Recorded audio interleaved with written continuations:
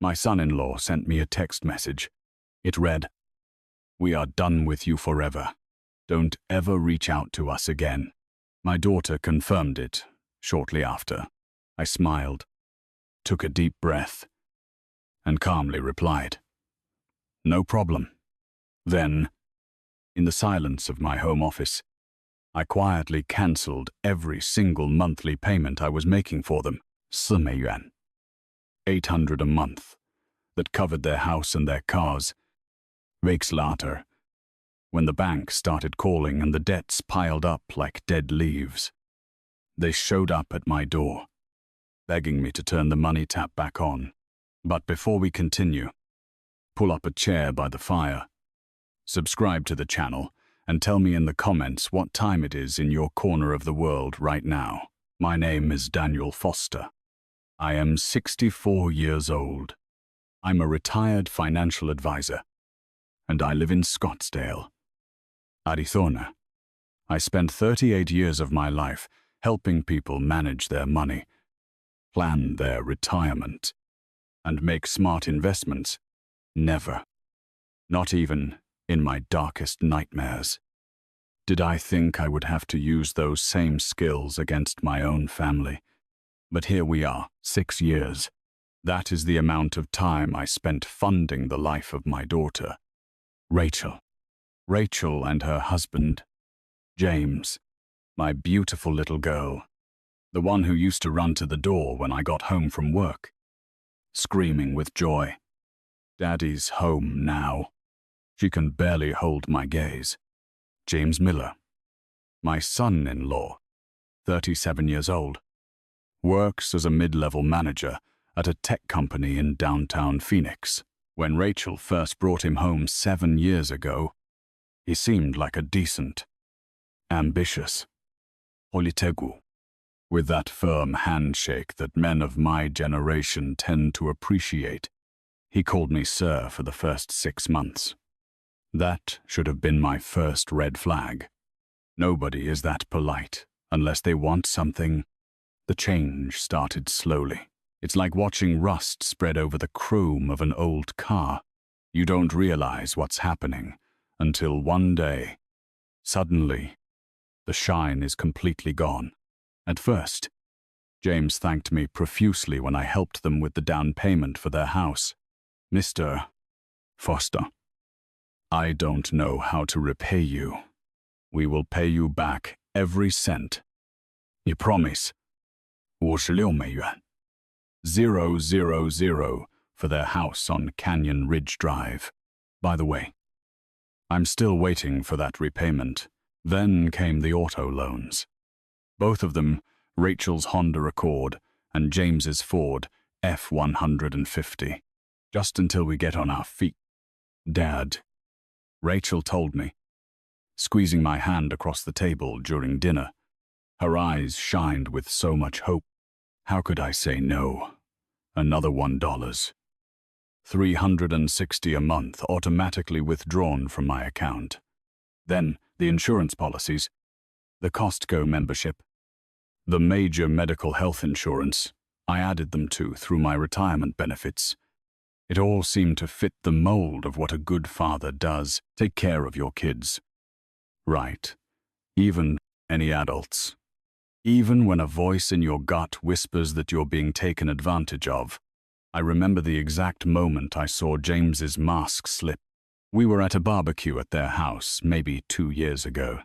One of James's co-workers made a joke about how Rachel had married a guy with good standing because their house was much nicer than the apartment he lived in. James laughed, took a sip of his beer, and said, "Well, you know, when you work hard and make smart choices, good things happen." Not a single word about who had actually paid the down payment on that house. Not a single acknowledgement. Rachel was standing right there. She heard it and said nothing. That was when I started keeping track, not out of spite. Or at least that's what I told myself. Professional Abbott. I'm a financial advisor. I track numbers. So I created an Excel spreadsheet. Every payment. Every dollar. Every little favor that mutated into another monthly obligation. The total grew like a tumor. 2,000,000. 900 for their mortgage. 1,000,000. 360 for both cars. $540 for insurance premiums. 4,000,000. 800. Every damn month automatically withdrawn from my retirement account. Over the course of 6 years, I had pumped more than $340, 0, 0, 0, into their lives. And that's not counting the initial down payment, not counting the furniture I bought them when they moved in, not counting the emergency cash I gave Rachel when James's truck needed repairs, or when they wanted to remodel their kitchen, or when they decided they needed a new 7.5-inch TV. And speaking of that TV, that was the trigger. That was what finally made me see the whole picture with biting clarity. As if someone had wiped the steam off a foggy mirror. It was a Saturday night in early March. Rachel had invited me to dinner, a rarity these days. I should have known something was wrong when James greeted me at the door with that stiff smile. The kind that doesn't reach the eyes. "How's it going?" "Daniel, come on, in." He was no longer Dad. No longer Mr. Foster. Just Daniel. As if I were an acquaintance he barely tolerated. The house smelled amazing. Rachel had made pot roast. My favorite. The table was set with care. For a fleeting moment, I allowed myself to believe this was real. That my daughter wanted to spend time with me. That we could be a family again. And then I walked into the living room and saw it. The television was colossal. It was mounted on the wall like a black monolith. It had to be at least 75 inches. Maybe 80, the kind of screen you see in sports bars. James was standing in front of it with the remote in his hand, smiling like a kid on Christmas morning. "Look at this." "Daniel. Got it installed yesterday. 8K resolution. Quantum dot display. 120 Hz refresh rate. Top of the line. Costa $3. Lambe. But it's worth every penny. The picture quality is insane. Rachel was watching me from the kitchen doorway. She had a wooden spoon in her hand. Something in her expression made my chest tighten.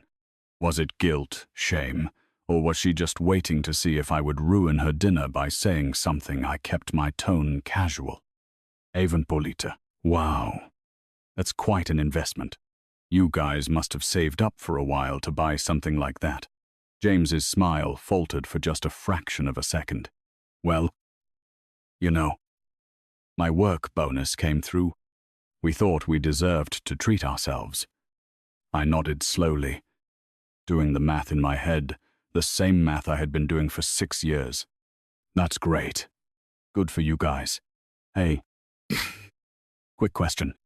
Were you finally able to pay off the balance on those credit cards? The last time we spoke, Rachel had mentioned they were carrying about $22. 0 inches credit card debt, with sky-high interest rates. The temperature in the room plummeted. Rachel's face went pale. She opened her mouth, closed it, and looked at James with the same desperation a drowning person looks at a life preserver. James clenched his jaw and set the remote down on the table very carefully, very deliberately. When he turned to look at me, that mask of politeness was completely gone. What lay beneath was cold and hard. "You know what, Daniel, this is exactly the problem. Right here. Every time we try to enjoy something, every time we make a decision about our own lives, you have to stick your nose in it. You have to make it all about money, about debts, about what you think we should be doing." I raised my hands in peace. "James, I didn't mean to." "Yes, you did. You absolutely did. You can't help yourself. Do you think, just because you help us out every now and then, that gives you the right to control every aspect of our lives?" to judge our decisions, to make us feel like little kids who don't know how to manage their own finances. That's not fair. I said quietly, I've never tried to control you. Really? James's voice was rising. Really? Because from where I'm standing, it feels like every conversation, every family dinner, every call from you comes with strings attached. Little comments, little hints. Have you thought about this? Have you considered that maybe you should be more responsible with your money? Rachel had started crying silently. Tears rolled down her cheeks as she stood there frozen. I looked at my daughter. Rachel, do you feel that way too? She wouldn't meet my eyes. She stared at the floor and whispered, Dad, it's just...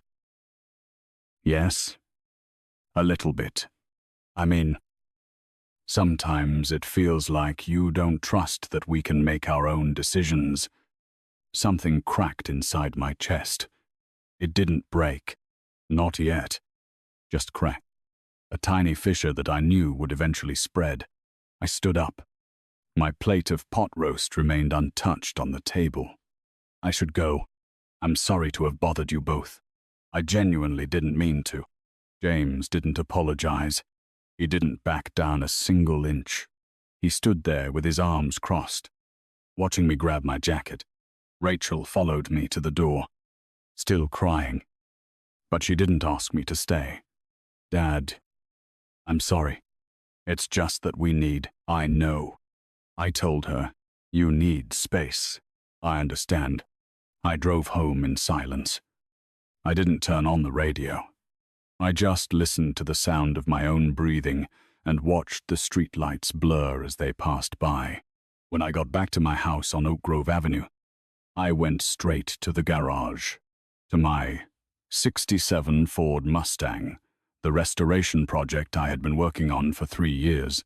I sat in the driver's seat, put my hands on the steering wheel, and let myself think deeply about what had just happened. My phone buzzed, a text from Rachel. Dad, I'm so sorry about tonight. James is just really stressed from work. Let's talk soon. Yes, I didn't reply. I just sat there in the growing darkness, surrounded by tools, engine parts, and that sharp smell of motor oil, waiting to see what would happen next. I didn't have to wait long. 2 days passed.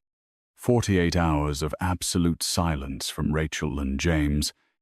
I spent that time in my garage, mostly with a torque wrench in my hand, rebuilding the Mustang's carburetor. There is something deeply meditative about mechanical work. Every part has a purpose. Every nut has its place. Nothing is arbitrary, the exact opposite of family relationships.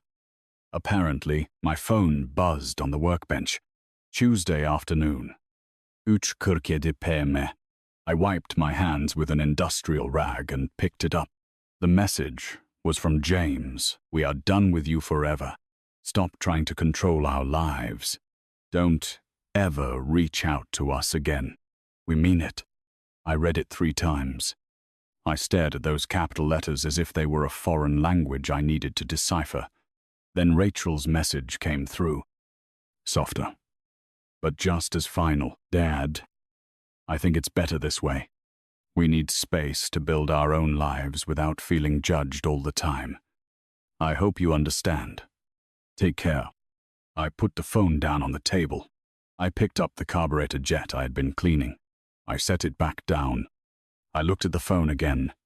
The words hadn't changed. My own daughter had just cut me out of her life over a comment about a TV and credit card debt. For most parents, this would be the moment of devastation, of tears, maybe of anger, of desperate phone calls begging for reconciliation. But I'm not most parents. I spent 38 years as a financial advisor. I have seen every possible variation of financial manipulation, dependency, and delusions of grandeur that exists. I have seen clients destroy their retirement, trying to rescue ungrateful children. I have seen families implode over money. I just never thought I would experience it firsthand. I sat on the stool at my workbench and did something I should have done years ago.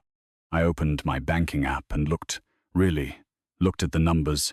Not just the Excel file I kept, but the actual flow of money leaving my retirement account. 4美元. 800 every damn month. Like clockwork. Automatic withdrawals I had set up 6 years ago and had never questioned.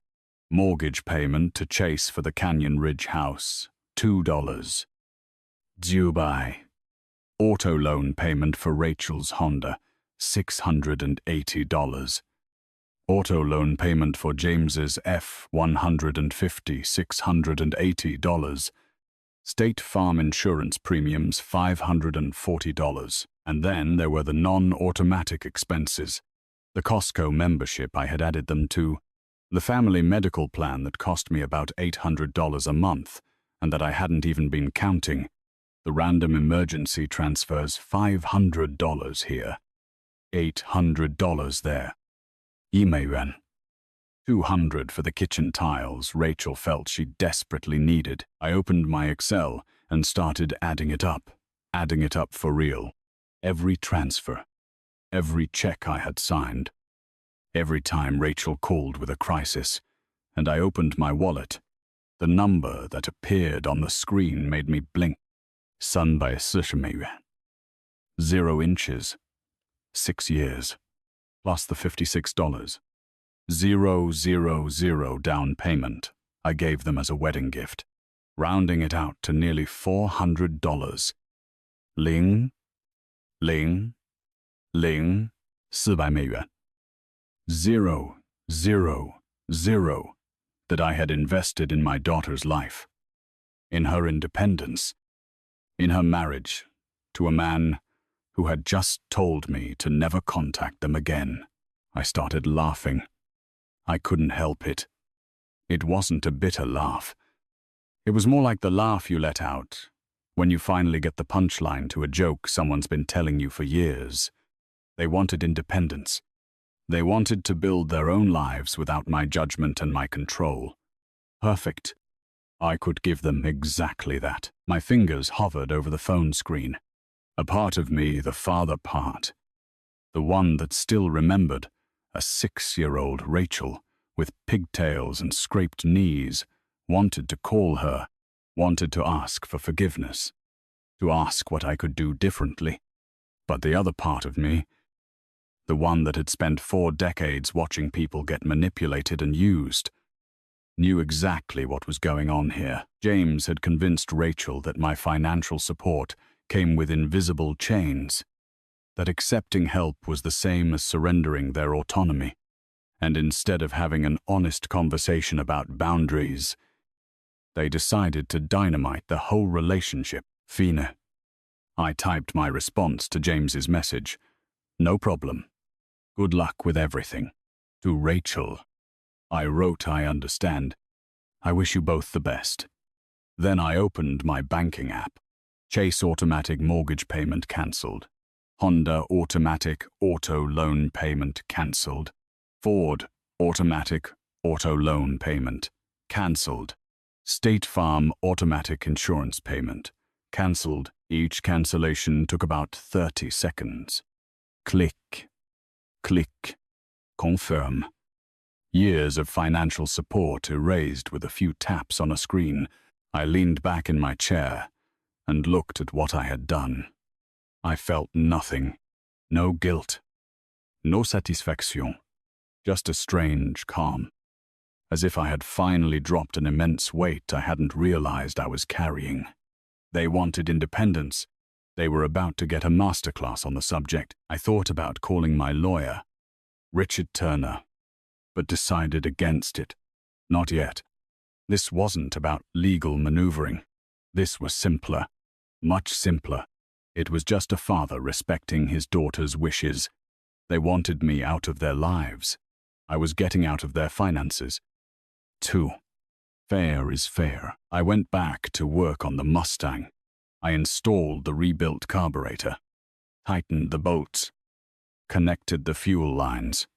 The engine turned over on the third try, roaring to life with that deep, beautiful, classic rumble.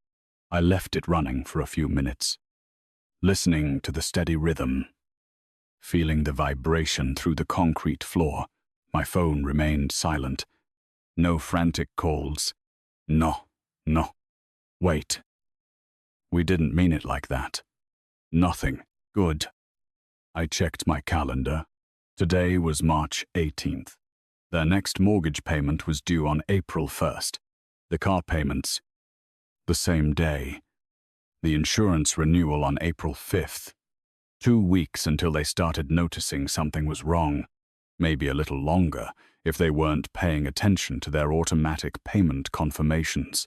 James struck me as the kind of guy who assumes everything is running smoothly until a problem literally blows up in his face. I had time to make absolutely sure all my legal bases were covered. Time to document everything. Time to prepare for whatever came next. Because something would come next. I knew that with the same certainty. I knew the Mustang's engine would start every time I turned the key. James and Rachel lived way beyond their means. Their combined income, after taxes, was maybe about $13, $600 a month. And without my support, they would be in the red by at least $4. Zero, every damn month. They would figure it out sooner or later. And when they did, well, that was going to be interesting. I closed the garage door, went into the house, and poured myself 2 fingers of good bourbon. I sat in my leather armchair by the window, watching the Arizona sunset paint the sky in shades of orange and purple. My phone buzzed one more time. Rachel again. I know this is hard, Dad, but it's the right thing to do. We need to stand on our own 2 feet. I smiled and took a sip of my bourbon. You're about to get exactly what you asked for. Sweetheart, I murmured to the empty room. Let's see how well you stand on your own 2 feet. The next morning, I called Richard Turner. Not because we were friends, we weren't, but his firm had handled estate planning for a few of my former clients, and they all spoke highly of him. I needed someone specializing in family and financial law, someone who could tell me exactly where the legal boundaries lay. His office was in a modern glass building on Camelback Road. The receptionist led me to a conference room overlooking the city, stretching toward the mountains. Turner walked in 5 minutes later, a man in his 50s, graying hair, wearing an expensive, tailored suit. He shook my hand with the grip of someone who works out regularly. Mr. Foster, your message said this was about family financial support. I laid it all out. Everything. The 6 years of payments. The nearly $400. Zero total. The text messages cutting off the relationship. My cancellation of all automatic transfers. I showed him my Excel sheet. My bank statements. Every document I had. Turner listened without interrupting. When I finished, he leaned back in his chair and steepled his fingers. Let me make sure I understand. You have been making voluntary payments on behalf of your adult daughter and son-in-law without a written agreement, without promissory notes, without contracts of any kind. Correct. And both are employed adults, with no disabilities or conditions that legally obligate you to support them. Rachel is 34. James is 37. Both work full-time, perfectly healthy. Turner nodded slowly. Then legally, Mr. Foster, you have 0 obligations to continue these payments. They were gifts, voluntary contributions. You can stop them at any time. For any reason, or no reason at all. Something in my chest relaxed. Are you absolutely sure, completely? In the US? Marital property laws affect how married couples share assets, but they do not create any legal duty for parents to support independent, adult children. The fact that they explicitly told you they wanted no further contact actually strengthens your position. They severed the relationship. You are simply respecting their wishes. I smiled. I couldn't help it. So, if they come back later demanding I resume the payments, they have no legal standing. None. Turner pulled out a notepad. Although, if you want my professional advice, I suggest you document everything. Save those text messages. Take screenshots. Print them out. Store them in multiple places. Keep records of every payment you made and when they stopped. If this turns into a conflict, and in my experience, money disputes always do, you'll want an ironclad paper trail. Already done. I told him, I'm a financial advisor. Documenting is second nature to me. Good. Turner leaned forward. Mr. Foster, may I ask what you're planning here? This feels less like a consultation and more like you're preparing for a very specific outcome. I looked him in the eye. I am preparing to let my daughter and son-in-law learn a valuable lesson about independence. That's all. No harassment. No threats. No illegal activities. Just removing my financial safety net and seeing what happens. Turner allowed himself a small smile. Well, from a legal standpoint, you are entirely within your rights. Just remember, if they come back, if they ask for help, any future arrangement you make must be in writing. Clear terms. Clear expectations. Noted. I walked out of his office, feeling lighter than I had in days. Everything I had done was legal, more than legal.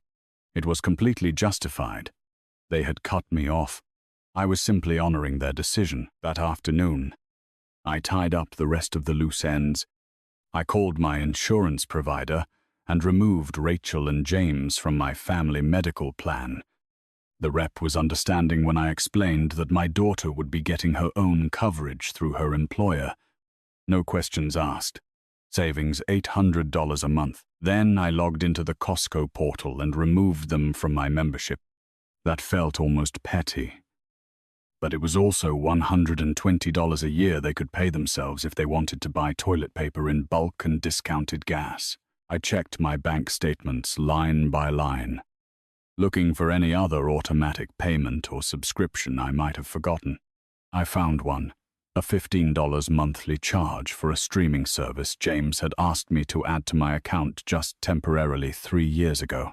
Cancelled. By nightfall, I had severed every financial connection except one: the mortgage payment, the auto loans, and the insurance I had already cancelled. Those were the big ones. Those were the ones that were going to hurt. I stood in my kitchen looking at the phone, half expecting a call. Surely someone from the bank had already notified them that the auto pays were stopped. Surely they had seen the confirmation emails. Nothing. Either they hadn't checked their email, or they had seen it and assumed it was some sort of glitch they'd resolve later. James gave me the impression of being the kind of man who ignores a problem until it becomes a crisis, especially if acknowledging it meant admitting how dependent they had been on me. I went out to the garage. The Mustang was looking beautiful. I had replaced most of the engine components, rebuilt the transmission, and restored the interior.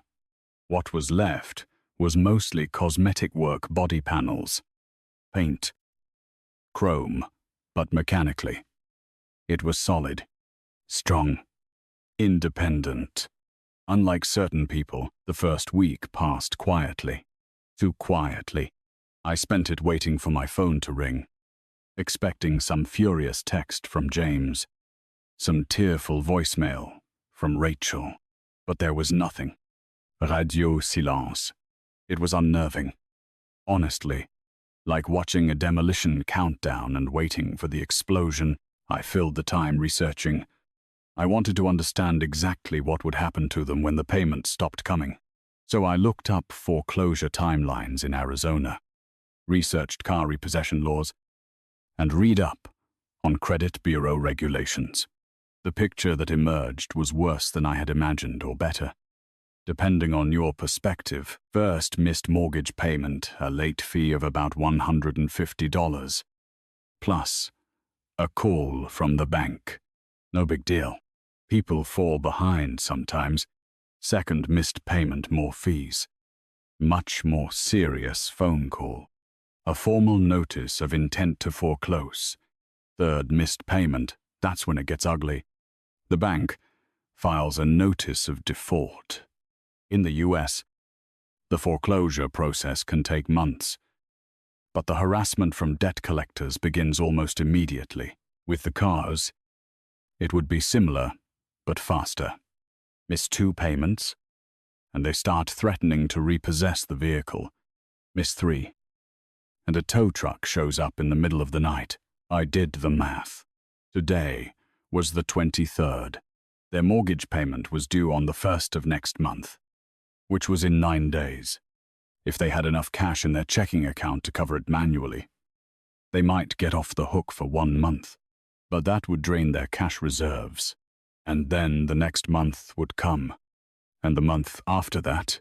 Eventually, the math would catch up with them. It always does. I poured myself another bourbon and sat in my armchair, watching the sun go down. The sky did that thing it does in the desert, turning shades of orange, pink, and purple that seemed too vivid to be real. My phone rested silently on the side table. I picked it up and started looking at old photos. Rachel as a baby, Rachel's first day of school, Rachel at her high school graduation, smiling at the camera with her whole life ahead of her. Rachel at her wedding 7 years ago. She looked so happy, so in love. I had walked her down the aisle, placed her hand in James's, welcomed him into our family, and now here I was, systematically dismantling the financial foundation I had built for them. Was I doing the right thing, or was I just a bitter old man punishing his daughter for choosing her husband over her father? I stared at that wedding photo for a long time. Then I remembered James's face at that barbecue, the way he took credit for his success without acknowledging my contribution, the way he had looked at me during that dinner, not with anger, but with contempt, as if I were an obstacle to overcome, rather than someone who had given them everything. I remembered Rachel's text message. We need to stand on our own 2 feet. Fine. Let them stand on their own 2 feet. I deleted the photo album from my favorites and put the phone down. Tomorrow, I would go back to the garage, back to my Mustang, back to building something that would actually last. The mortgage payment was due on the 1st. I knew because I had marked it on my calendar in red ink, circling it like someone marking the date of an approaching storm. I spent that morning working on the Mustang's panels, sanding down rust spots, filling in dents. Methodical work that kept my hands busy and my mind focused. But every hour or so, I checked my phone. Still nothing. Either they had scraped together enough money to make the payment manually, or they were about to get a very unpleasant surprise. 3 days later, I got my answer. I was having coffee at a diner near my house, one of those classic places with vinyl booths. When I saw her, Rachel was at the grocery store across the parking lot, pushing a cart toward her Honda. Even from a distance, I could see the tension in her shoulders, the way she moved with jerky, stressed motions. I watched her load the bags into the trunk. Generic brands. I noticed store-brand cereal. No-name pasta. The kind of groceries you buy when you're counting every penny. She didn't see me. She just got in her car and drove away, and I sat there with my coffee getting cold, thinking about what I had just witnessed. Rachel had never been a bargain shopper. She was a Whole Foods or Trader Joe's kind of girl. Everything organic, premium brands. The fact that she was at a discount supermarket buying generic goods told me everything I needed to know. They were feeling the squeeze. The thought should have made me feel something guilt. Maybe satisfaction, but mostly I felt curious. Like a scientist watching an experiment unfold, I paid for my coffee and drove home. I spent the afternoon online researching the next phase, because if they were going to come crawling back, and they would, eventually I needed to be ready. I started with property law. Specifically, quitclaim deeds notarized and filed with the county recorder. It's a legal instrument that transfers interest in a property from one party to another, without extra warranties. Just a simple transfer of whatever rights the grantor holds. In other words, if I wanted to, I could condition my help on them signing the deed to their house over to me. It would be legal. It would be binding. And it would teach them a lesson they would never forget about the true cost of independence. But I wasn't there yet. That was thinking too far ahead. I called another lawyer, not Turner this time, but a real estate attorney named Davis, whose name I found online. I made an appointment for the following week to discuss options. Just exploring possibilities, just to be prepared. The weekend came and went. Still no contact from Rachel or James. I drove past their house on Sunday afternoon. I told myself I was just taking a different route to the hardware store. Both of their cars were in the driveway. The grass needed cutting. The trash cans were still on the curb, even though the truck had come by 2 days ago. Small things. Signs that the stress was starting to seep through. On Monday morning, I got an email from Chase Bank.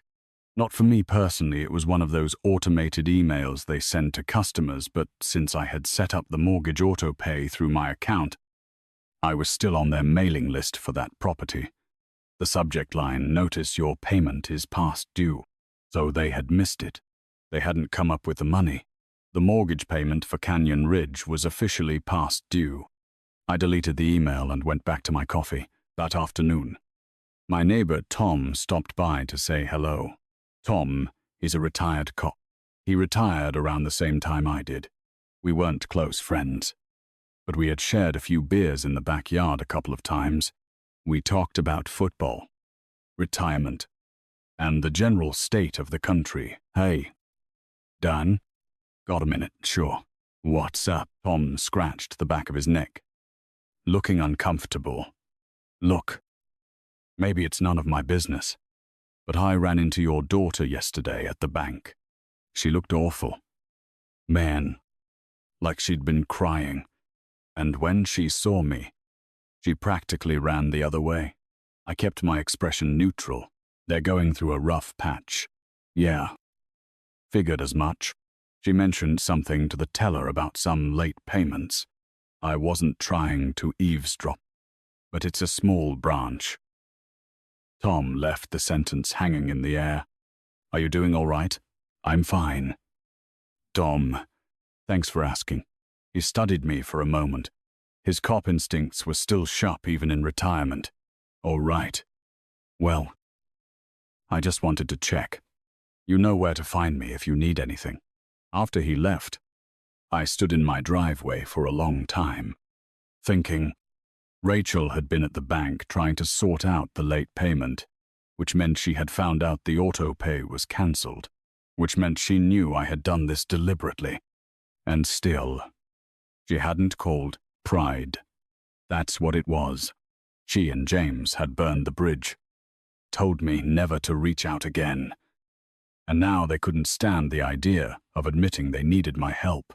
They were probably running around like crazy, trying to figure out how to cover the gap without asking anything of the father they had cut out of their lives. Fine.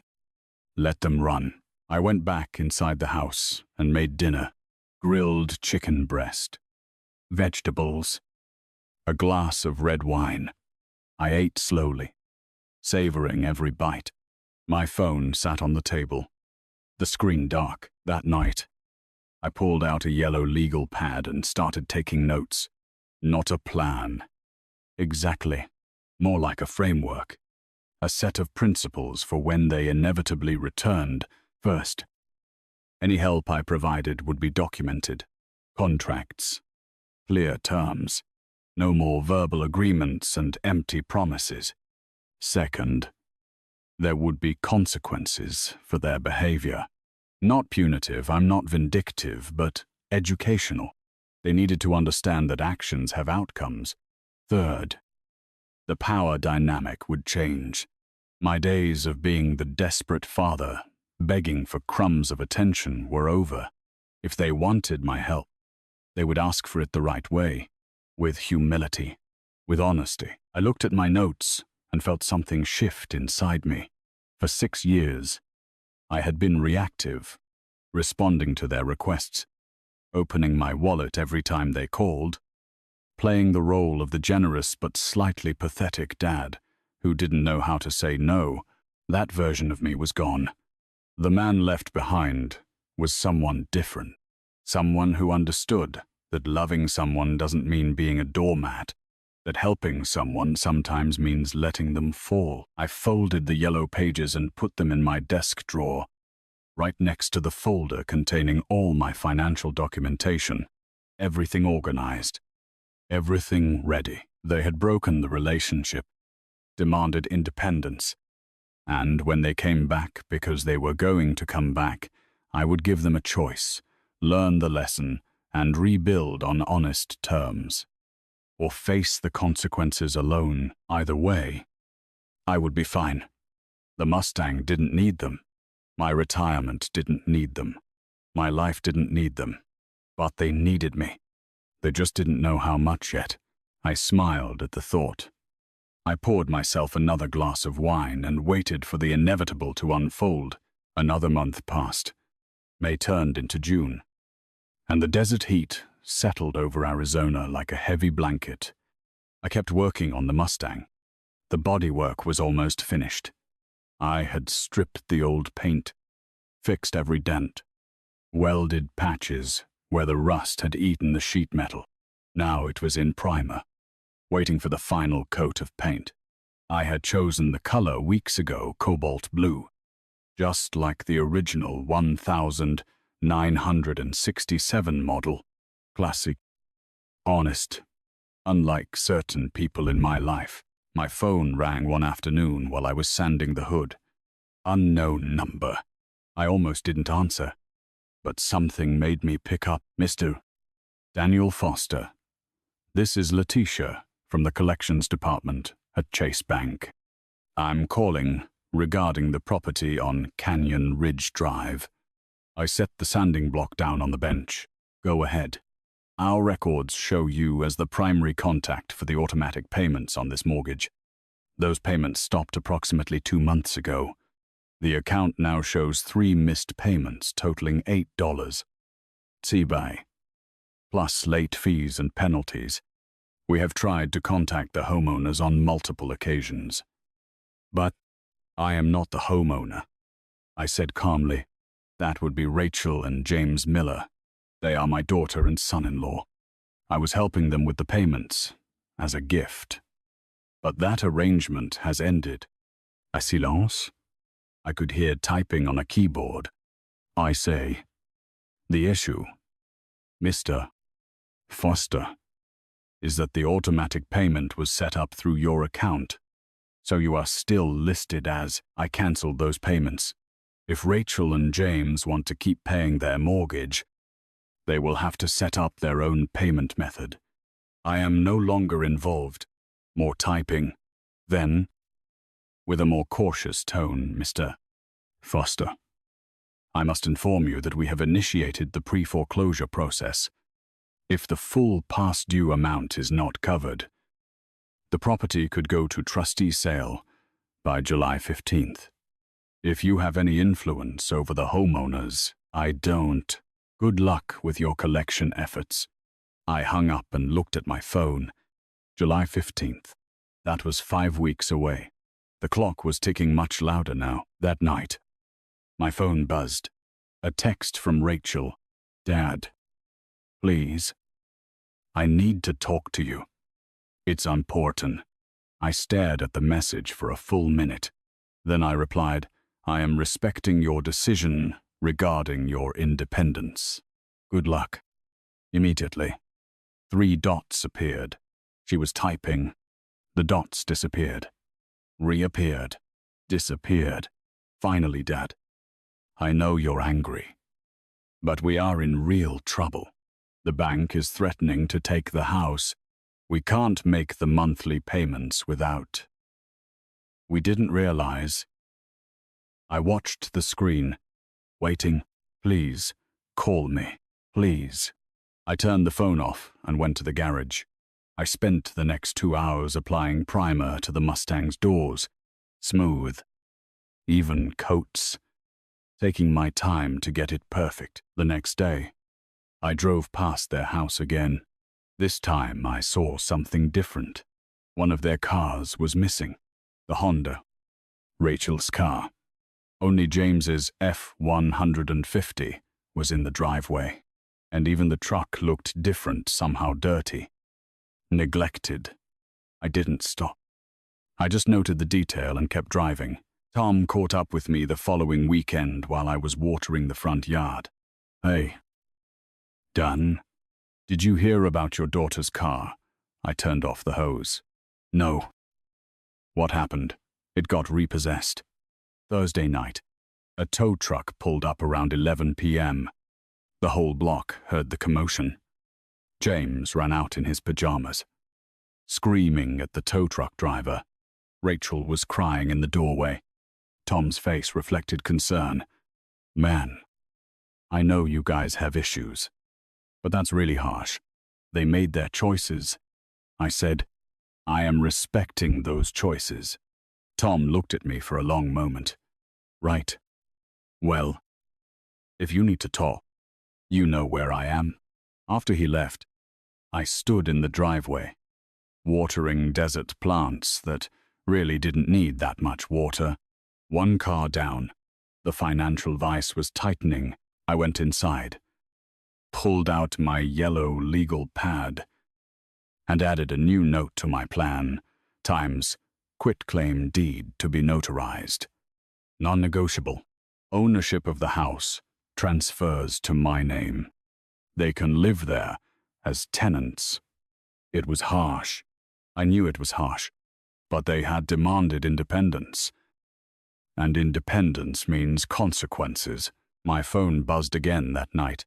This time it was James. Dan, we need to talk man to man. This has gone too far. I almost laughed. Man to man. Now he wanted to have a conversation after telling me we were done forever. I replied, You asked me never to contact you again.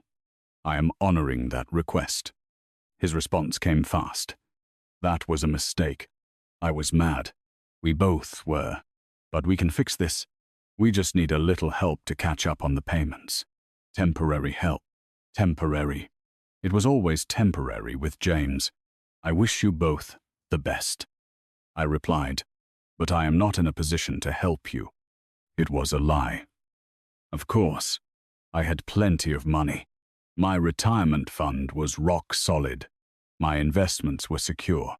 My pension covered all my expenses with plenty to spare. I absolutely could help them. I just wasn't going to. Not yet. Not until they learned what they needed to learn. James's next message was longer. Fine. Act like that. But you should know something. Rachel cries every night. She barely eats. She thinks this is all her fault. Your own daughter is falling apart. And you don't even care. What kind of father does that? I read that message 3 times. Each time, I felt a different emotion. Guilt. Anger. And then something colder. Clearer. I typed carefully. What kind of daughter tells her father she is done with him forever? What kind of son-in-law sends a text in all caps telling me never to reach out again? You two made this decision. I am giving you exactly what you asked for. A life independent of me. Congratulations. I blocked James's number. Then, after a moment of hesitation, I blocked Rachel's too. They needed to understand that words have consequences, that you can't burn bridges and then expect to cross them again whenever it suits you. The house felt very quiet after that. 3 weeks later, on a Wednesday afternoon, I was in the garage applying the final clear coat to the Mustang when I heard a vehicle pull up outside. Not in my driveway, but on the street. An idling engine. Voices. I walked to the garage door and looked out. A tow truck was parked in front of my house, and on the back of it, being winched onto the flatbed with mechanical efficiency, was James's Ford F-150. James himself was standing on the sidewalk. He was wearing his work clothes, wrinkled khaki pants, and a button-down shirt that looked like he had slept in it. His face was red, and the veins in his neck were bulging as he yelled at the tow truck operator, "You can't do this, I have rights, I'm only 2 payments behind." The driver, a burly guy in overalls, didn't even look at him. He just operated the hydraulics, tilting the bed and securing the truck with practiced ease. "It's 3 missed payments, buddy," the driver said calmly, "and we sent you 4 notices. Be glad we didn't come sooner. I need that truck for work. How am I supposed to get to work? Not my problem. Man, take it up with Ford Motor Credit." I watched James's face cycle through emotions. Rage, desperation, and finally something that looked like defeat. His shoulders slumped. His arms dropped to his sides. Then he turned and saw me standing in my garage, our eyes locked across the distance. Maybe 30 yards, but it felt like miles. James's expression changed. The defeat mutated into something uglier. His face contorted, and he started walking toward me. Fast, aggressive. "This is your fault," he yelled. "You did this. You're destroying our lives because we hurt your pride." I didn't move. I stood there with a shop rag in my hand and waited. James stopped at the edge of my driveway, smart enough not to step onto my property. At least he was shaking. I noticed his hands were trembling, and he had sweat on his forehead despite the cool evening breeze. "All you had to do was keep helping us," he said, his voice cracking. "Just keep doing what you'd been doing." But no. You had to prove who's boss. You had to punish us for wanting our own lives. "I gave you your own lives," I said quietly. "This is what it looks like. This isn't independence. This is sabotage. You cancelled everything, the house, the cars, the insurance, everything. You left us with nothing. I left you with exactly what you brought to the relationship. Your jobs, your salaries, your ability to stand on your own 2 feet, just like Rachel said you wanted to do." I paused. "How's that working out for you?" James's face went from red to almost purple. "You're an arrogant enougher." "Careful," I warned him. "You're on my property line, and Tom's right over there." I nodded toward my neighbor's house, where Tom had conveniently appeared on his porch. "He's a retired cop who will be more than happy to report any threats you make." James looked at Tom, then back at me. His jaw tightened as if he were chewing glass. "We're going to lose the house," he finally said in a flat, dead voice. "The foreclosure sale is in 3 weeks. We maxed out our credit cards trying to make the payments. We borrowed from friends. We sold everything we could sell. We have nothing left. Daniel, nothing. And you know what? You win. Fina, you win." Is that what you wanted to hear? Behind him, the tow truck pulled away, carrying his F-150 off into the sunset. James didn't even turn to watch it go. "I don't want to win," I said. "I want you to understand something very simple. When you tell someone you are done with them forever, You don't have the right to come back when it's convenient. You don't have the right to demand they save you from the consequences you created yourself. We didn't create this. You did, no. James, I created a safety net. You cut it. And now you're surprised you're falling. I crossed my arms. Where is Rachel? Something in his face broke. She collapsed in the house, crying again. She wanted to come here and beg you. But I told her I'd handle it, that I could fix this. He let out a bitter, broken laugh. I can't even do that right. For a moment, used to blink. I felt something akin to pity. He looked so lost, so completely overwhelmed. This was a man who had spent 6 years floating on someone else's generosity and had never stopped to consider what would happen if it ended. Then I remembered his text message, "We are done with you forever." The pity evaporated. "Tell Rachel I hope she finds her independence." I said, "You both wanted it so badly. Now you have it." I turned and walked back into my garage. Behind me, I heard James make a sound, half sob, half scream, but he didn't follow me. A minute later, I heard his footsteps fading down the street. Tom appeared in my garage doorway 5 minutes later. That was pretty cold. "Dan, it was necessary," I replied, picking up my brush. They needed to learn. Learn what? How to be homeless. I looked at him. Learn that actions have consequences. Learn that independence means more than nobody asking questions about how you spend your money. Learn that you can't treat people like ATMs and then act surprised when they close the account. Tom shook his head. "Your daughter is suffering because of this." My daughter made a choice. She chose her husband's pride over her father's support. I am respecting that choice. I dipped my brush into the cobalt blue paint. She knows where I live. Tom, if she wants help, she knows how to ask for it. And if she's too proud to ask, then she's more like me than I thought. I stroked the paint onto the Mustang's panel. Smooth, even strokes, and eventually, pride won't be enough to keep the lights on. Tom left, shaking his head. I finished painting until the light faded. Then I cleaned my brushes and closed the garage door.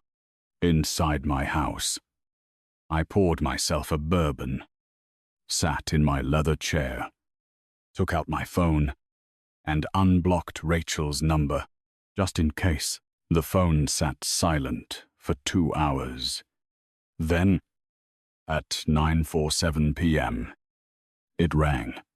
Rachel's name flashed on the screen. I let it ring too, 3 times. On the 4th ring, I answered, "Hello." "Rachel." Silence. Then crying. Soft, broken sobs that made my chest ache despite everything. "Dad." She finally whispered, "Please, we need help. I'm so sorry. We were so stupid. Please." I closed my eyes. "Are you ready to listen to my conditions?"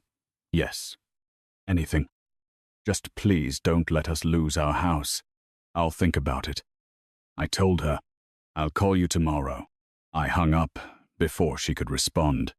I set the phone on the table and took a long sip of my drink. Tomorrow, I would lay out my conditions. The quitclaim deed, the financial supervision, James's apology letter. Tomorrow, the real lesson would begin. Tonight, I would let them think about how close they were to losing it all.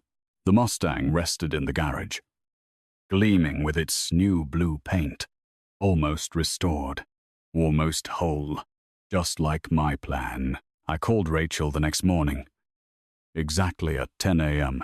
I let her wait the full 12 hours I had promised. When she answered on the first ring, her voice sounded like she had been crying all night. "Dad, come to my house today." I told her, "You and James, at 4 o'clock. We're going to talk. Thank you. Thank you so much. Dad, We'll be there. I hung up. I didn't need to hear the gratitude. Not yet. They hadn't earned it. I spent the next few hours preparing. Not physically, the house was clean. The coffee was made, but mentally, rehearsing what I was going to say, how I was going to say it. This conversation would set the tone for everything that came next. I also made a call to Richard Turner. Mr. Foster, I was wondering when I'd hear from you again. I need you here at my house this afternoon, at 230, and I need you to bring a quitclaim deed for the property on Canyon Ridge Drive. Pause. Your daughter's house. My daughter's former Times house. I corrected him. If they accept my terms. Understood. I'll be there. At 1:55 p.m. A car parked in my driveway. It wasn't her Honda. That was gone. It wasn't James's truck. That was gone too. It was an old Chevy Malibu I didn't recognize. Borrowed from a friend. Probably. Or maybe a cheap rental. I watched them from the window as they got out. Rachel looked like she had aged 5 years and 4 months. Dark circles under her eyes. Hair pulled back in a messy ponytail. Clothes hanging loosely on her frame. She had lost weight. James looked worse. Unshaven. Wrinkled shirt. The kind of exhaustion that comes from not sleeping, not eating right, and feeling the stress grind you down day after day. Good. I opened the door before they could knock. Come in. They followed me into the living room like prisoners, walking toward their sentencing. Rachel's eyes were already watering. James wouldn't meet my gaze. I pointed to the sofa. Sit. They sat. I remained standing. Power dynamics matter in negotiations. And this was definitely a negotiation. So? I said, you need help. Rachel nodded, tears spilling over. Dad, we're so sorry. We were wrong. James was wrong to send that message. And I was wrong to support him. We didn't understand. You didn't understand that I was paying for your entire life. I kept my voice level, clinical, because I find that hard to believe. Rachel, you aren't stupid. You knew the money was coming from somewhere. James finally spoke, his voice raspy. We thought we were contributing. We thought the payments were split or something. We didn't realize it was all you. Every single payment. I laughed. I actually laughed. You thought you were paying half a mortgage for a house you could barely afford on your own salaries. You thought you were paying off 2 car loans while maxing out your credit cards. Please. James, you knew. You just didn't want to acknowledge it because that would mean admitting you were completely dependent on me. He clenched his jaw. But he didn't argue. He couldn't argue. The foreclosure is in 2 weeks. Rachel whispered. The bank said if we don't pay the full past due amount, $17, 500 plus penalties, they're putting the house up for auction. We've tried everything. We borrowed from everyone we know. We maxed out every card. We have no one left to turn to. Except Mo. Except you. She looked up, and the desperation in her eyes was almost painful to see. Please. Dad, I know we don't deserve it. I know we were horrible to you. But please, we'll do whatever it takes. We'll pay you back. I held up a hand. Let's be very clear about something. You aren't going to pay me back. You can't. Even if you dedicated every spare dollar you have with your current incomes, it would take you decades to pay back what you owe me. And that's assuming I didn't charge interest. James's face paled. How much do we owe you? I pulled a folder from the side table. I opened it. Inside was my Excel spreadsheet, printed and highlighted. 6 years of payments broken down by category. Total financial support provided $400. Ling, ling, ling. That's the down payment. The monthly mortgage payments. The car loans. The insurance. the medical coverage, the Costco membership, the streaming services, and various emergency cash transfers, not including the furniture I bought you, or the wedding gift, or the countless dinners I paid for. I placed the spreadsheet on the coffee table between us. They stared at it like it was a death warrant. Now, onto your current debt situation. Mortgage, arrears $17. Wubai, credit card debt, $37. Lianbai, personal loans from friends, approximately $7. Sanbei, based on what you mentioned to Tom, plus. You've lost both cars, so you'll need transportation. Total, immediate financial crisis, roughly $62. Ling ling ling. Rachel was weeping openly. James looked like he was going to throw up. I can help you, I said. But understand this, helping you will cost me money I have no obligation to spend. Money I could use for my retirement, my hobbies, my life. So if I do this, it will be on my terms. Non-negotiable terms. Do you understand? They both nodded. Too broken to do anything else. Good. I checked my watch. My lawyer will be here in 20 minutes to make this official. Until then, I will explain what is going to happen. I sat down in my leather chair, facing them across the coffee table. This was the moment I had been building toward for months. The moment the power balance would permanently shift. These are my conditions. I said, there are 3. You will accept all 3, or you get nothing from me. Of course. Of course. James said. Rachel just nodded. First condition. I will pay off all your debts. The mortgage arrears, the credit cards, the personal loans, 62 美元. Zero total. I will also provide a used car, nothing fancy, but reliable transportation. In exchange, you will sign a notarized quitclaim deed, transferring total ownership of the property on Canyon Ridge Drive to my name. The house becomes mine. You will live there as tenants, paying me $1, $600 a month in rent. That's roughly half of what your mortgage payment was. So it's generous, but the house is mine. If you ever want to leave, you leave. The property stays with me.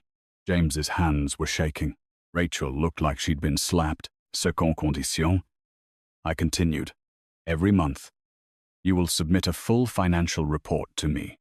Every purchase, every receipt, every dollar spent. I want invoices. I want bank statements. I want total transparency. You wanted to prove you could stand on your own 2 feet. Fine. Prove it. Prove you can manage money responsibly. This will continue for a minimum of 2 years. If you refuse or fail to comply, the rent goes up to the market rate of $3,000 a month, and I reserve the right to evict you with a 60-day notice. That's... James started to speak, then stopped. What could he say? That it was invasive controlling? Yes. That was exactly the point. Third condition. I looked directly at James. You will write a formal letter of acknowledgement and apology. In this letter, you will detail every payment I made on your behalf over the last 6 years. You will acknowledge that without my financial support, you could not have afforded your house, your cars, or your lifestyle. You will apologize for the disrespect you showed me, specifically referencing the text message where you told me we were done forever. This letter will be witnessed and signed in the presence of my lawyer, Richard Turner, and my neighbor, Tom. I will keep this document. It is insurance against future misunderstandings. The room went dead silent. James's face had gone from pale to red. His fists were clenched. I could see him fighting pride, warring with desperation. He wanted to tell me to go to hell. He wanted to walk out that door. But he couldn't, because without me, they would be on the street in 2 weeks. Those are my terms. I said, take it or leave it. Rachel grabbed James's arm. We accept, she said quickly. Right. James, we accept. James looked at her, then looked at me, and something inside him broke. His shoulders sagged. He dropped his head. Yes, he said, his voice barely audible. We accept. I smiled, not warmly, but with satisfaction. Smart choice. The doorbell rang, right on time. I stood up and walked to the door. Richard Turner was standing on my porch, briefcase in hand. Mr. Foster. Ready to proceed. Come in. Counselor. I told him, let's make this official. Richard Turner placed his briefcase on my dining room table and pulled out a stack of documents. He was a complete professional, but I noticed him raise an eyebrow slightly when he saw Rachel and James huddled on my sofa like defendants, awaiting a verdict. Mr. Miller. Mrs. Miller, he said formally. I am Richard Turner, attorney for Mr. Foster. I understand you are here to finalize the terms of a financial assistance arrangement. James just nodded. Rachel said, yes. Sir. Turner pulled out the quitclaim deed first. The most important document, the one that would legally transfer ownership of their house to my name. This is a quitclaim deed for the property located on Canyon Ridge Drive in Scottsdale, currently titled to Rachel Foster and James Miller. By signing this document, you transfer all ownership rights in favor of Mr. Daniel Foster. Do you understand what this means? We understand, Rachel whispered. You understand that you will no longer own this property, that Mr. Foster will be the legal owner, and you will be tenants. Yes. Turner looked at James. Mr. Miller. I need verbal confirmation from both of you. James's jaw tightened. I could see the war raging behind his eyes. This was the moment, the point of no return. Once he signed that document, he would be legally and officially admitting that he couldn't provide for his own family, that he needed me, that all his talk about independence had been exactly that, just talk. Mr. Miller. Turner prompted again. I understand. James finally said. The words sounded like they were being pulled out with pliers. Good. Turner slid the document across the table. I will need both signatures. Here. Here. And here. I will notarize it and file it with the county recorder. Rachel signed first.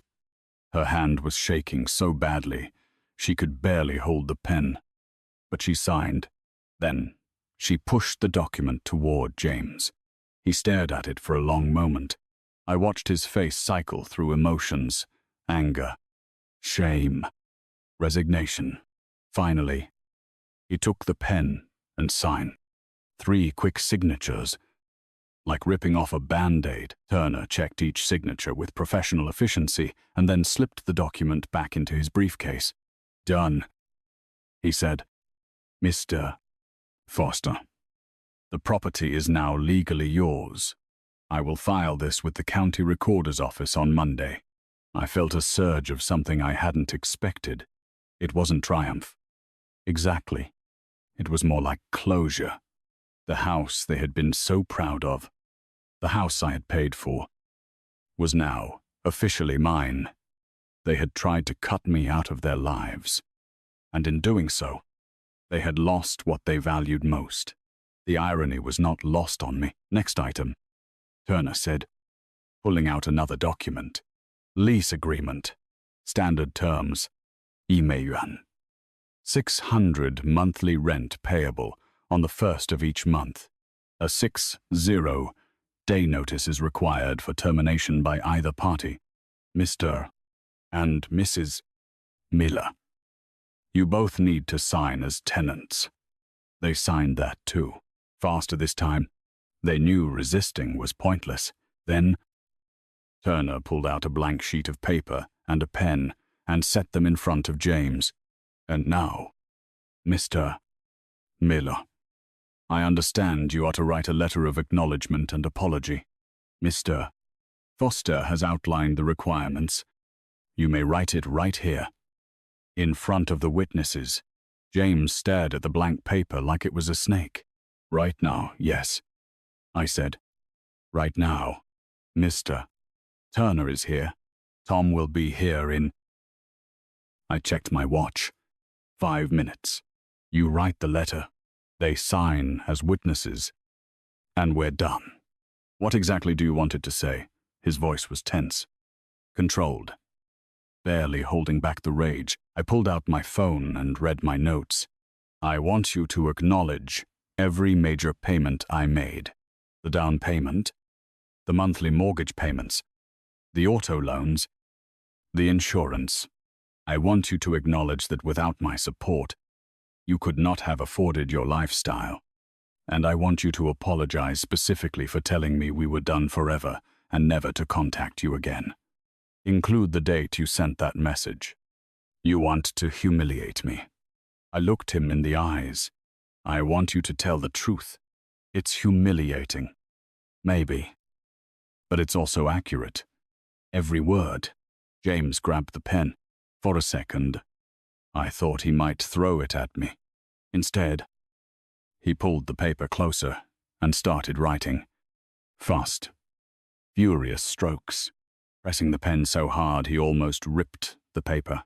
Rachel watched him, tears still streaming down her face. She reached out and touched his arm, but he shook her off. Too angry. Too broken. The doorbell rang again.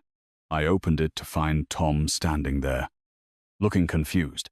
Dan, you said you needed me. Come in. Tom, I need you to witness something. I led him into the dining room. He took in the scene, Attorney Turner with his briefcase, Rachel crying, James writing furiously. His expression shifted from confusion to comprehension. What's going on here, Justice? I said simply. James is writing a letter, acknowledging the financial support I provided them over the years. I need you and Mr. Turner to witness his signature. Tom looked uncomfortable. Dan, I don't know if I should get involved in, please. Tom, as a favor. You're a neutral third party. You saw what happened with the cars. You know what's been going on. I just need you to witness that James wrote this of his own free will, and that I didn't coerce him. Tom Sahil. All right, but only because I think you're both acting like fools, and maybe this will finally end it. James finished writing and pushed the paper across the table. There. Happy I picked it up and read it. The handwriting was aggressive, with sharp angles and heavy pressure. But the words were all there, to whom it may concern. E. James Miller. Acknowledge that from 2019 to 2025, Daniel Foster provided substantial financial support for me and my wife, Rachel Foster. This support included a $56,000 down payment for our house on Canyon Ridge Drive, monthly mortgage payments of $2, $2, monthly auto loan payments totaling $1, $360, insurance premiums of $540, and various other expenses, including medical coverage, memberships, and emergency cash. Without Mr. Foster's financial support, we would not have been able to afford our house, our vehicles, or our lifestyle. I acknowledge that we were completely dependent on his generosity. On March 18, 2025, I sent Mr. Foster a text message that read, "We are done with you forever. Stop trying to control our lives. Don't ever reach out to us again. This message was disrespectful, ungrateful, and misguided. I apologize for sending it, and for the pain it caused. I acknowledge that the financial crisis my family is now facing is the direct result of losing Mr. Foster's support, a support we took for granted and failed to appreciate. Signed, James Miller. It was perfect. Bitter. Furious. But perfect.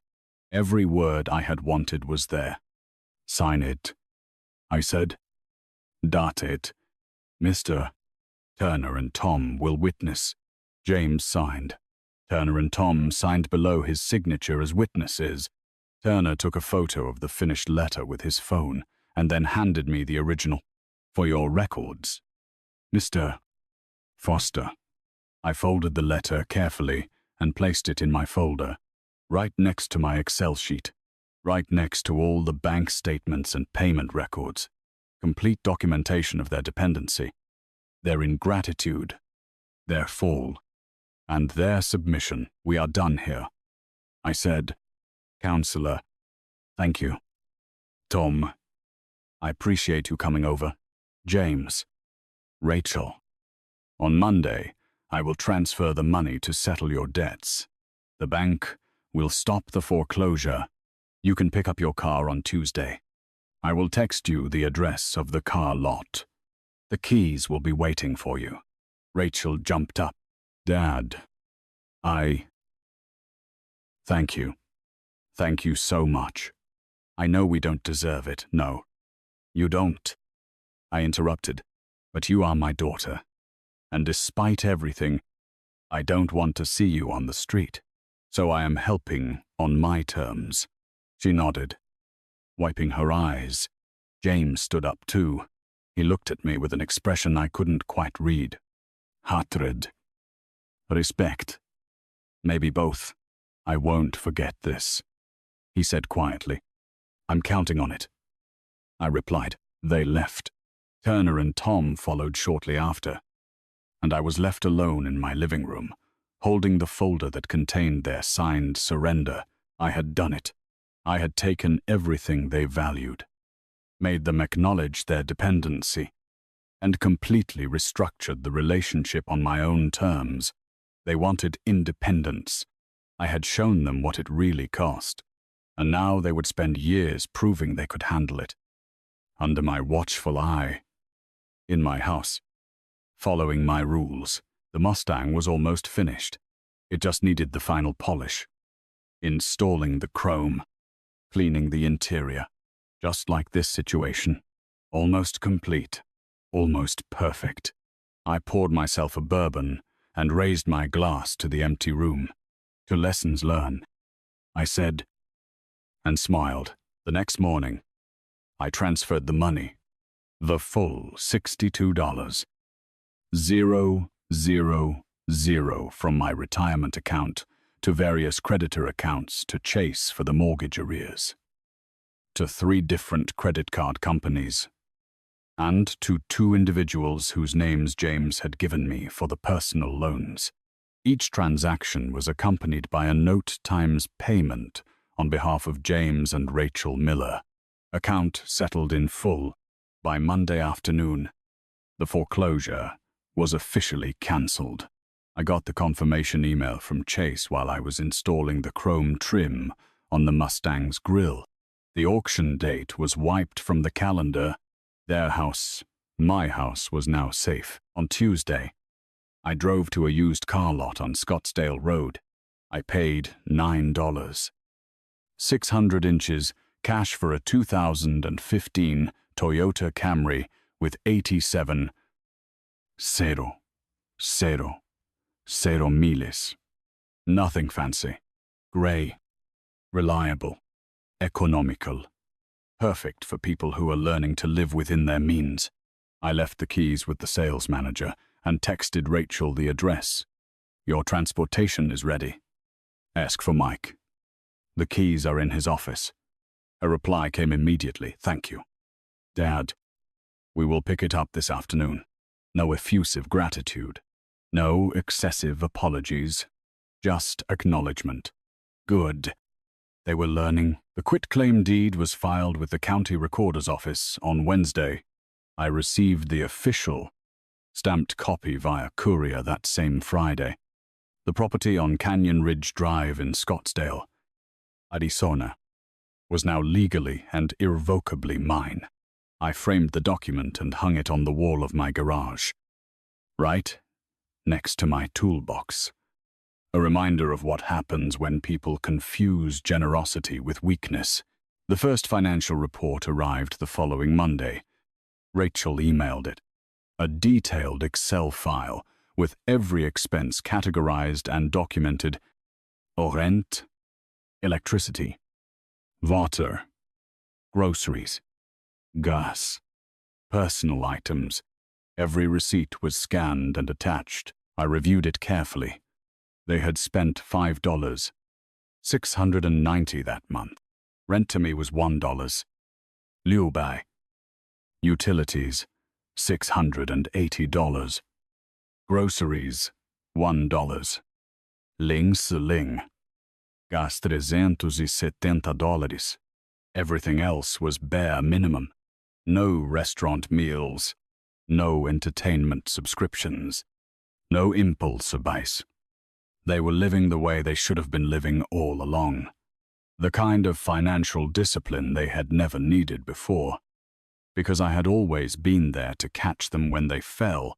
Not anymore. I sent them a one-word reply, approved. The second month's report was similar. The third month, even more austere.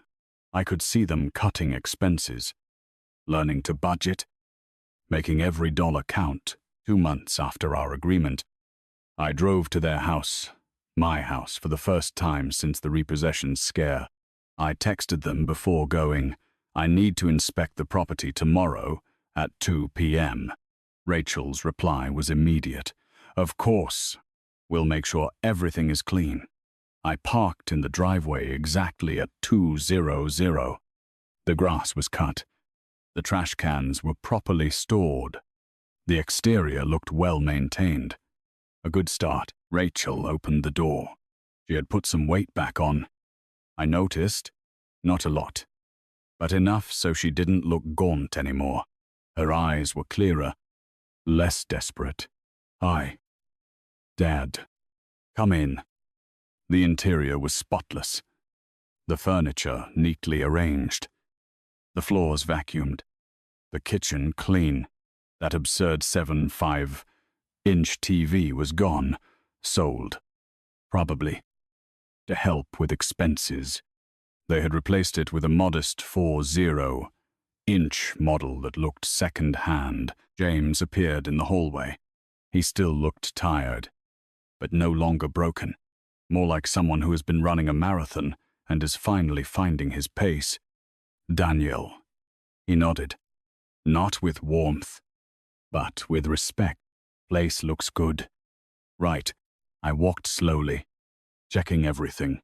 The water heater, the HVAC filters, the windows, the plumbing, all properly maintained. They were taking care of my investment. It's acceptable. I said, keep it up. We will. James's jaw was tight, but he held my gaze. We're trying to do things better. With everything. I looked at him, really looked at him. The arrogance had disappeared. The sense of entitlement was gone. What was left was something harder, more grounded. I see that. I told him. Rachel came over with a folder. This month's report. I know it's not due until Monday, but I have it ready. I took it, but didn't open it. How is work going? James. He blinked, surprised by the personal question. Better. I got a small 3% raise. It's not much, but it's something. You earned it yourself. I finished the sentence. That's what matters. Something in his expression changed. It wasn't exactly a smile, but it was close. Yeah, he said quietly. Yeah, I earned it. I left 15 minutes later, the inspection completed and the monthly report in hand. As I drove home, I felt something I hadn't expected. It wasn't exactly satisfaction.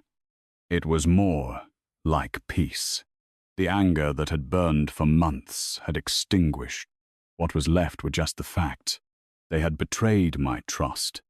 I had withdrawn my support. They had crashed.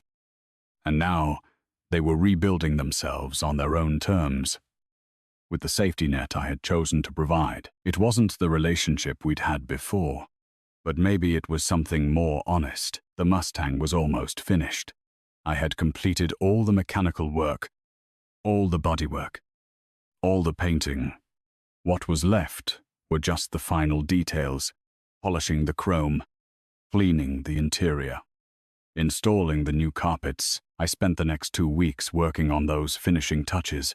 Every night after dinner, I'd go into the garage and work until the light faded, polishing, cleaning, perfecting, and then, one evening in early September, I took a step back and looked at what I had created. The 1,967 Ford Mustang sat there, gleaming under the garage lights, the cobalt blue paint, the chrome shining like a mirror, catching every reflection, the interior restored to factory specs, the engine purring like a satisfied cat.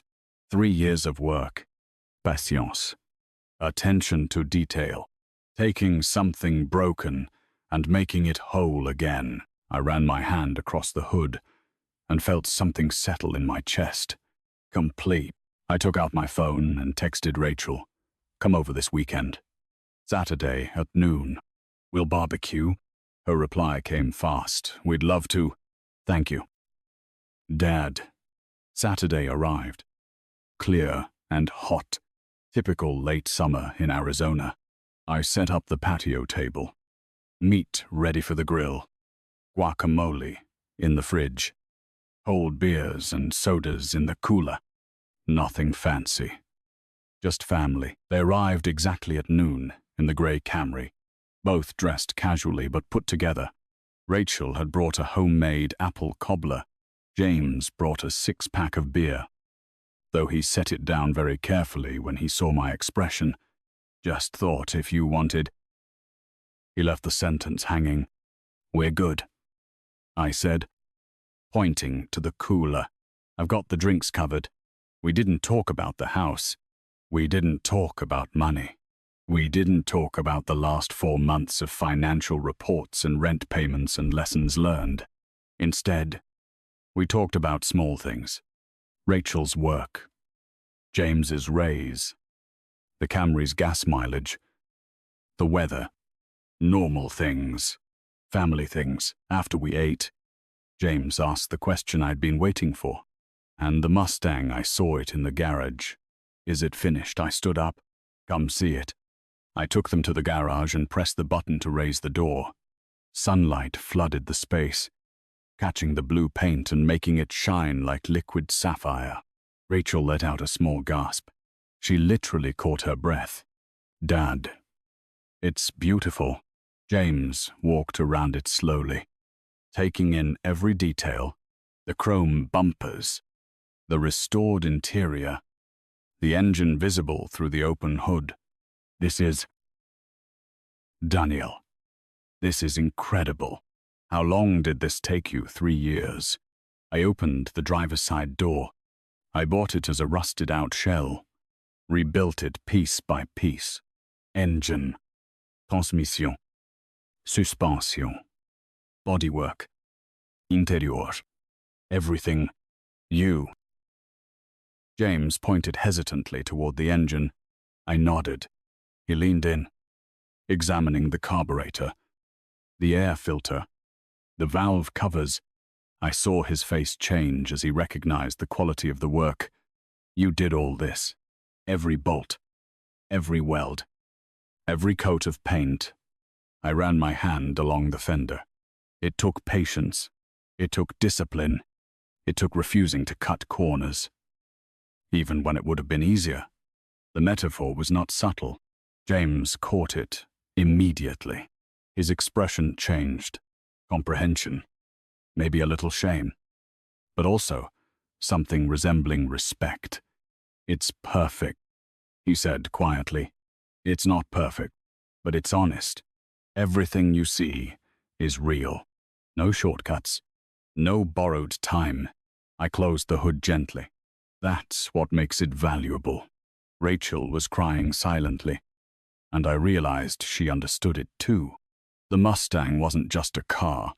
It was a metaphor for everything that had happened between us. Something broken, neglected, taken for granted, and then rebuilt slowly, painfully, until it became something stronger. "Want to hear it run?" I asked. I slid into the driver's seat and turned the key.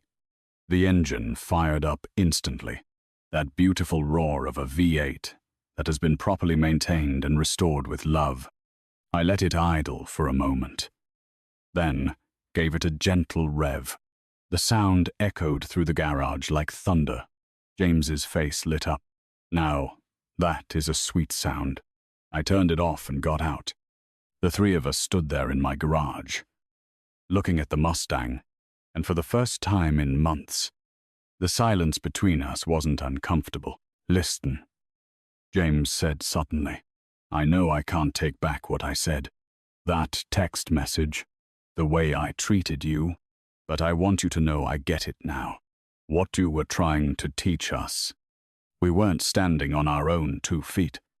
We were standing on your shoulders, pretending they were ours." I looked at him and waited. "The rent we pay you now, the financial reports, the letter I wrote." He swallowed hard. "I hated it at first. I hated you for making me do it. But I get it now. You weren't trying to control us. You were trying to make us grow up. Took you long enough," I said, but there was no harshness in my voice. Rachel stepped forward. "Dad, I am so sorry I chose James's pride over your feelings, for letting him convince me that you were the problem, when really we were just spoiled and ungrateful." "Yes, you were," I agreed, "but you're learning. The reports prove it. The way you're maintaining the house proves it. The fact that you're here trying to rebuild this relationship on honest terms that proves it too." I walked over to my workbench and pulled out the folder. The same folder that contained the quitclaim deed, the financial records, and James's apology letter. I opened it and looked at that letter one more time. James's angry handwriting. Every word admitting his dependency.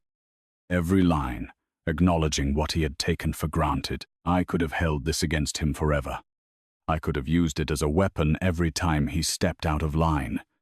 I could have made sure he never forgot his humiliation. Instead, I folded it carefully and handed it to him. "Here, this is yours now." James looked at the letter like it was going to explode. "What? The lesson is over. You've both learned it. I don't need to keep this anymore." I closed the folder, "but I am keeping the deed to the house. That doesn't change. The house is mine. You are still tenants. That is the permanent consequence of your decisions."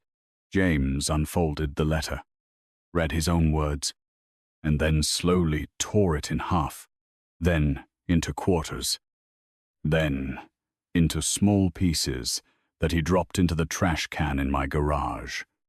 "Thank you," he said. Rachel hugged me then, tight, like she used to when she was little. He lit her, giving her a few awkward pats on the back with one hand. "We'll keep sending the reports," she said against my shoulder, "and paying rent on time, and taking care of the house. He promise. I know you will."